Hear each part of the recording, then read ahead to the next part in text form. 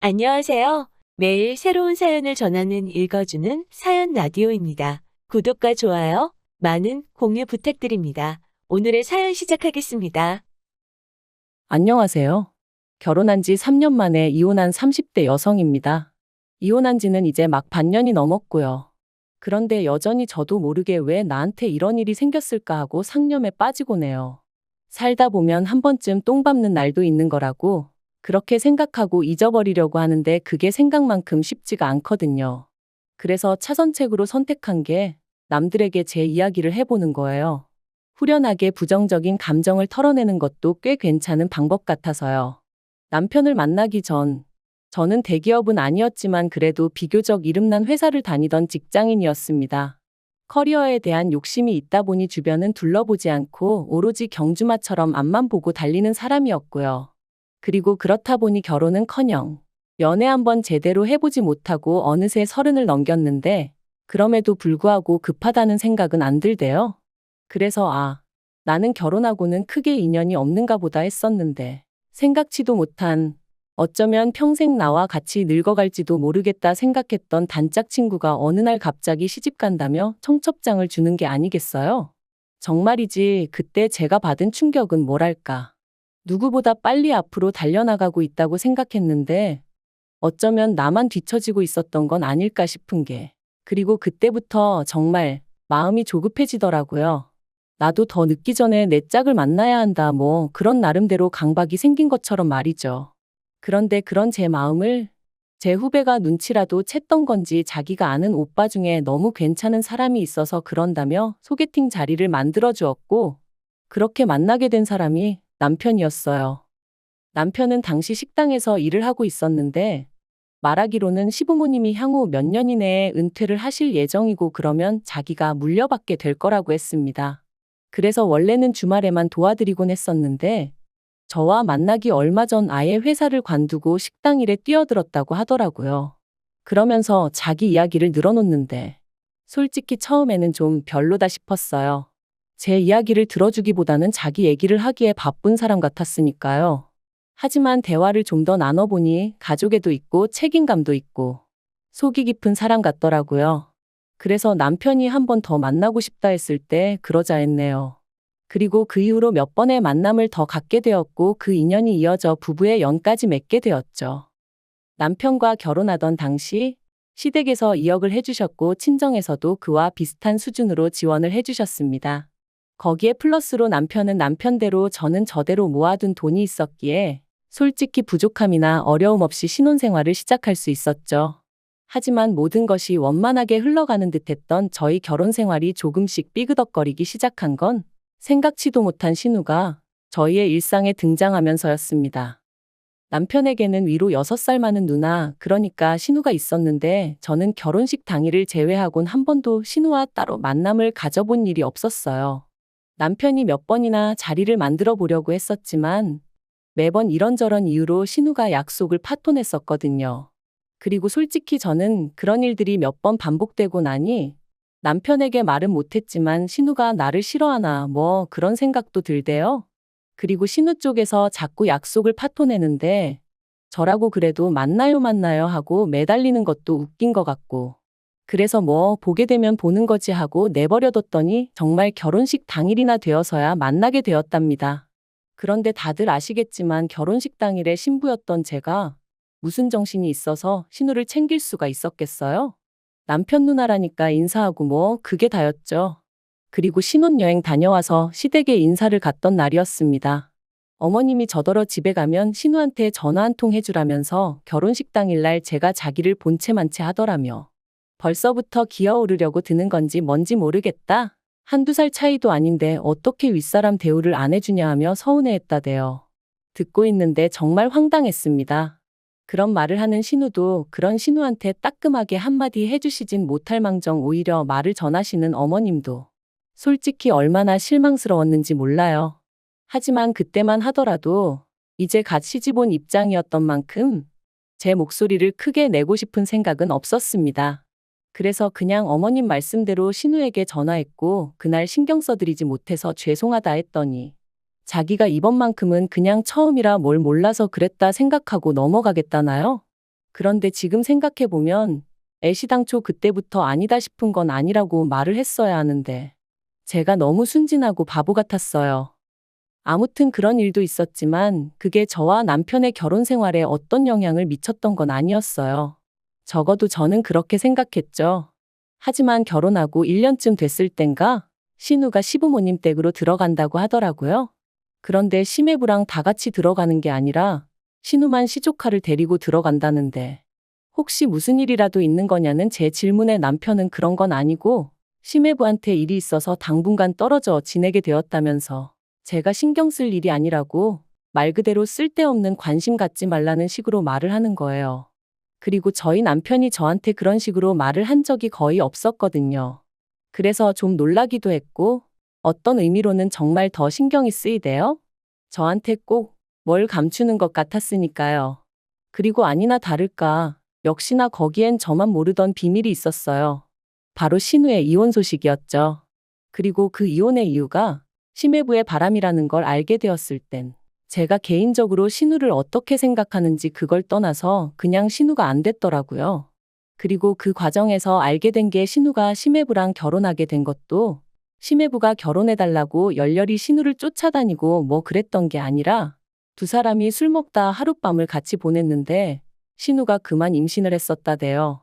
그래서 저희 시부모님이 심해부의 부모님더러 내 딸 인생 책임지라며 난리를 쳐서 결국 결혼을 시켰다는데 그 이야기를 듣고 나니까 그동안 어째서 그 두 사람 사이가 제 눈에는 그렇게 위태로워 보였는지 조금은 납득이 가더라고요. 심해부가 신우를 보는 눈에는 애정이 없었거든요.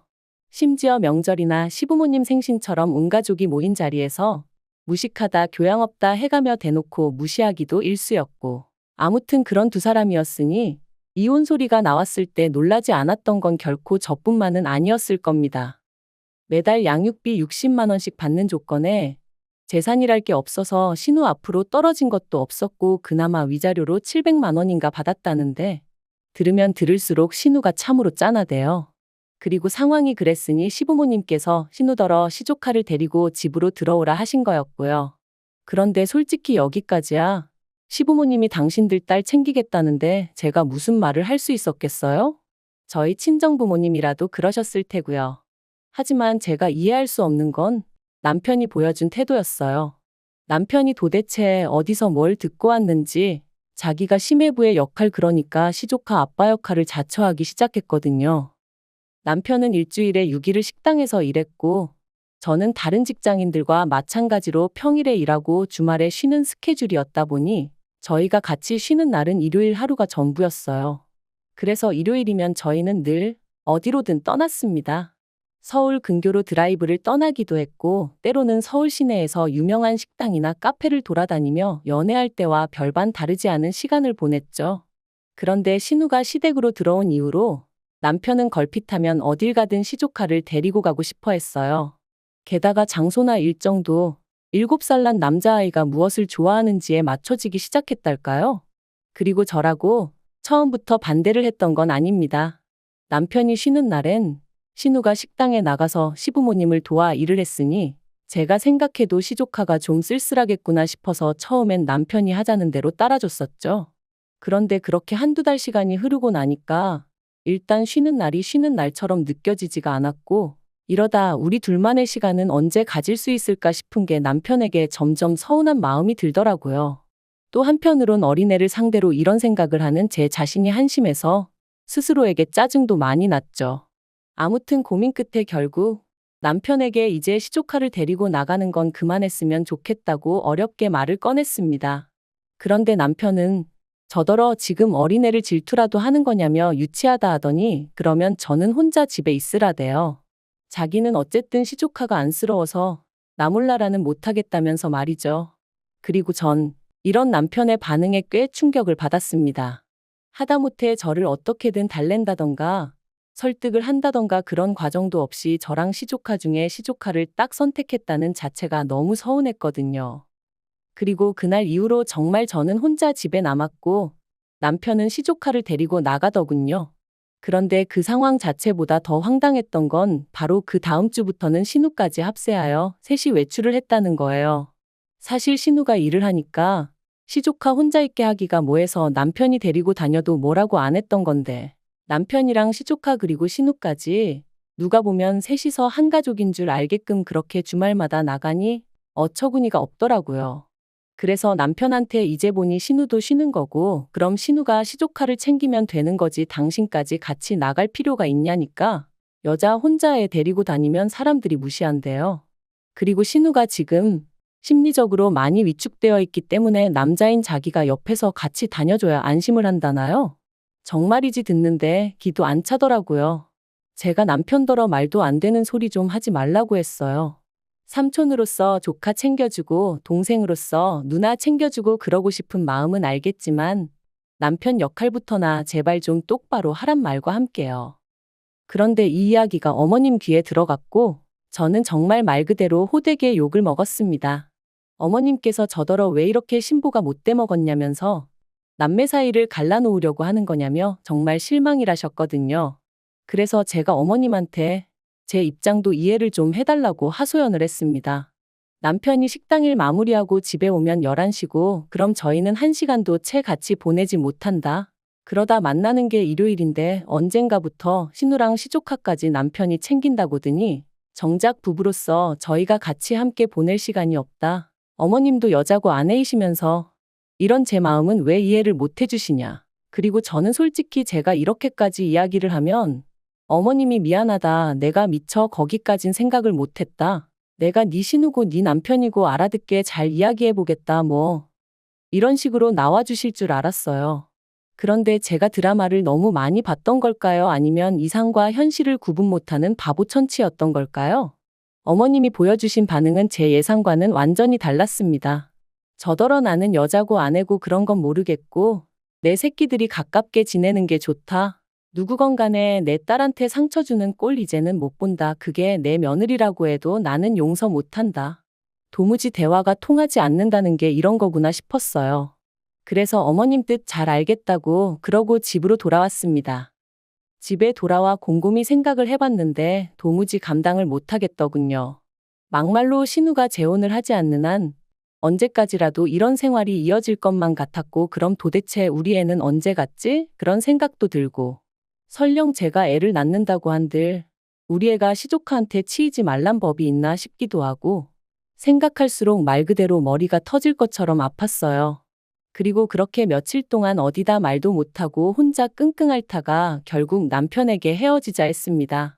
당신이 그렇게 가족을 끔찍히 생각하는 줄 몰랐다고. 그런데 나는 아직 당신에게 진짜 가족이 아닌가 보다고. 그러니 내가 빠져주겠다 했어요. 그런데 남편이 그제서야 자기가 평생 신우나 시조카 뒷바라지를 하겠다는 것도 아닌데 왜 이렇게 예민하게 반응하냐며 신우가 불쌍하지도 않냐? 조금만 참아라 그러더라고요. 죽어도 서운했냐 미안하다 그런 말은 안 하고. 그래서 그냥 아니라고 원 없이 챙겨주라 했어요. 솔직히 언젠가부턴 신우가 본처 같고 제가 첩 같은 기분까지 들어서 더는 신경 쓰기도 싫고 여러 가지로 마음이 떠났던 것 같아요. 그런데 남편은 마지막까지도 네가 이런 식으로 나오면 우리 누나가 얼마나 불편하겠냐. 가뜩이나 힘든 사람 더 힘들게 해야겠냐. 너 연애할 때만 하더라도 남들한테 친절하고 상냥해서 내가 그게 좋아서 너랑 결혼하기로 한 건데 이게 네 진짜 본 모습이냐 그러더라고요. 정말이지 그런 말을 짜증스럽게 짓거리는 남편을 보고 있자니 나를 이해해줄 생각은 요만큼도 없구나 싶으면서 완전히 정이 떨어져 버렸죠. 그리고 그렇게 저희는 결국 이혼했습니다. 결혼하고 3년 만에 이혼녀가 된 거죠. 협의 이혼했고 그제서야 어머님이 저더러 너는 왜 이렇게 극단적이니? 네 신우가 너한테 말은 안 해도 속으로 얼마나 고마워하는데 이러니? 이러면 네 신우가 마음이 얼마나 불편하겠니? 그런데 제가 마음을 바꾸질 않으니 이번엔 어머님께선 기어이 내 아들을 이혼남을 만드냐며 저를 가만 안 두겠다 하셨는데 정말이지 그 과정에서 제가 들은 말들은 다시 떠올리기도 싫을 만큼 잔인하고 수준 없고 무식하기 짝이 없었네요. 그래도 뭐 결국 이렇게 남남이 되었습니다. 그리고 지금도 제 선택에 저는 요만큼의 후회도 없어요. 오히려 자유롭게 사람들도 만나고 주말에 늘어지게 잠도 자고 무엇보다 신경 쓰이게 하는 거지 같은 것들이 주변에 없으니 살맛 나는 요즘이랍니다. 한편 이혼 후 남편은 시댁에 들어갔어요. 그러니까 마침내 시댁은 온 식구들이 다시 모이게 된 거죠. 그리고 이건 좀 쓸데없는 소리 같은데 결혼했다가 돌아온 두 자식들을 보고 계신 어머님 아버님은 이제 어떤 기분이실까요? 여전히 어머님 눈에는 가깝게 지내는 남매라서 보기 좋고 서로 돕고 사니 뿌듯하고 그럴까요? 제가 어머님이면 어지간히 속 터질 것 같은데 말이죠. 뭐 아무튼 저와 같은 피해자가 생기지 않도록 두 남매가 오손도손 알콩달콩 평생 서로 의지해가며 살아가길 기도해줘야겠어요. 긴 이야기 들어주셔서 감사합니다. 오늘의 사연은 여기까지입니다. 구독과 좋아요, 알람 설정해주시면 앞으로 더 좋은 사연으로 찾아오겠습니다. 감사합니다.